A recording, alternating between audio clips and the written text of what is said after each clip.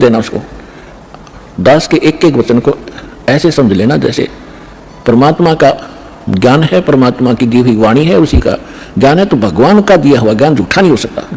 यदि दास अपनी तरफ से बनाकर कहता तो उसमें त्रुटि 100 मिल जाती। इसमें त्रुटि नहीं होंगी, लेकिन आपकी बुद्धि वहां तक ना पहुंच सकेगी।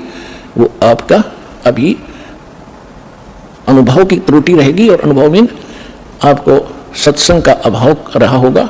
ज्यादा सुनने के बाद ये समाप्त हो जाएंगे। इसका यही विकल्प है। तो इसको श्राप लगा हुआ 1 लाख जीव मानव शरीरधारी प्राणियों के खाने का। अब यहां शंका उत्पन्न होगी कि भगवान ने इसको ये श्राप क्यों दे दिया, ताकि हमें खा रहा है। ये ना श्राप लगाता तो ये हमें ना खाता। नहीं, अगर परमात्मा इसका या मरोड़ी नहीं लगाता तो ये आपको मनुष्य जीवन भी नहीं देता, और मनुष्य जीवन बिना आपको सद्बुद्धि नहीं आ सकती। भगवान कौन है, कहां है, और उसको वापस प्राप्त नहीं कर सकते मनुष्य जीवन के बगैर। ये तो आपको तो दुखी करना ही करना था। जैसे एक मानव शरीर को छोड़कर जितने भी प्राणी हैं, क्या हालत है उनकी। जंगल में देखो, शेर किसी के पीछे भाग रहा है, चित्ता किसी के पीछे भाग रहा है, कोई किसी को खा रहा है, सांप मेंढक को खा रहा है, मेंढक को मनुष्य खा रहे। तो कोई बात है ये? सर्प को काट काट कर खा रहे, मर्गों को मनुष्य खा रहे हैं, भैंस गायों को खा रहे। तो ये तो उसमें क्या हालत होती है आपकी। तो अब परमात्मा ने ये कंपलसरी कर रखा है कि एक मनुष्य जीवन अवश्य देना पड़ेगा इसने 84 लाख योनियों के भोगने के बाद भी। और दूसरे तरीके से जैसे पुण्यों का संग्रह होगा, उससे अधिक भी मनुष्य जीवन कंटिन्यूसली भी मिल जाते हैं। तो दास जो कहने जा रहा है, जो आज का विषय है, एक विशेष रहेगा आपके लिए,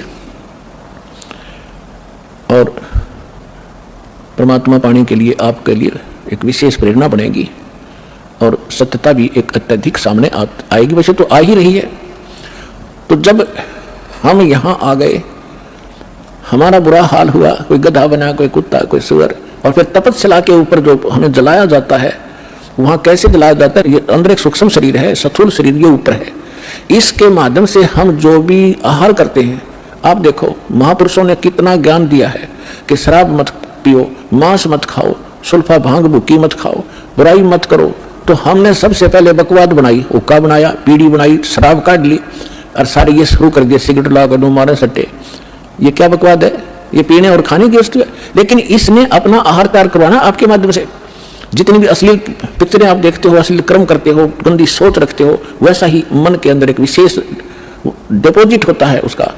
और फिर ये जैसा भी चटपटा आहार आप खाते हो, उसका भी एक न्यारा अंदर अंश जमा होता है। उसको फिर तपस्या ऊपर, एक तपस्या बहुत बड़ी पत्थर की टुकड़ी है, तवे की तरह, और उसके ऊपर 1 लाख प्राणी डेली मनुष्य शरीर छोड़कर जो जाते हैं, वो सूक्ष्म शरीर वाले, उनके अंदर वो समावेश होता है सारे अंश का।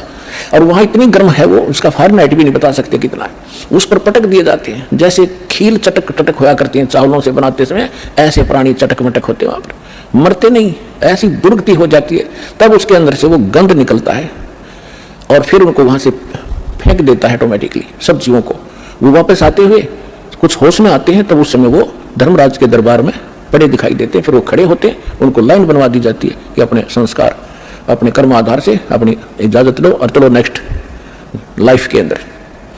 और उधर से वो माल, वो गंध निकला हुआ काल खा रहा होता है। परमात्मा से पूछा कि भगवान आपने कैसे दया करी कि भाई जब ये प्राणी तपस्या पे भूलने जा रहे थे, तब मेरे को भगवान ने भेजा। धर्मदास तो समझ चुके थे, वो बाद में उनका समझ में आई कि सचमुच ये भगवान है। फिर भी परमात्मा ने अपने को छुपाने की चेष्टा की, और क्या बताया कि धर्मदास जब ये तपस्या के ऊपर प्राणी भूलने जा रहे थे, तब मैं वहां पर अपने पुत्र जोगजीत का रूप बनाकर आ गया। परमात्मा ने सबसे पहले, कबीर भगवान ने जब सृष्टि रची सतलोक की, उसमें सबसे पहले एक वचन से सब द्वीप और मान सरोवर रच दिए थे, 16 द्वीप। उन 16, फिर एक एक वचन से 16 पुत्र उत्पन्न किए थे, उनको वहां का प्रबंधक बनाया था। तो उनमें से एक सहज दास है, एक अचिंत है, एक जोगजीत है, और भी 16 है ऐसे। उनमें से जोगजीत नाम से के रूप में ही परमात्मा ने, काल ने जो गलती सतलोक में की थी और हमने की थी, उसने ही वहां उसी रूप में आकर हमारे को 21 ब्रह्मांड समेत वहां से बाहर निकाला था। आपको सृष्टि रचना में दास ने बहुत बार सुना है, लेकिन आज विषय दूसरा, इसलिए वो नहीं सुना पाऊंगा।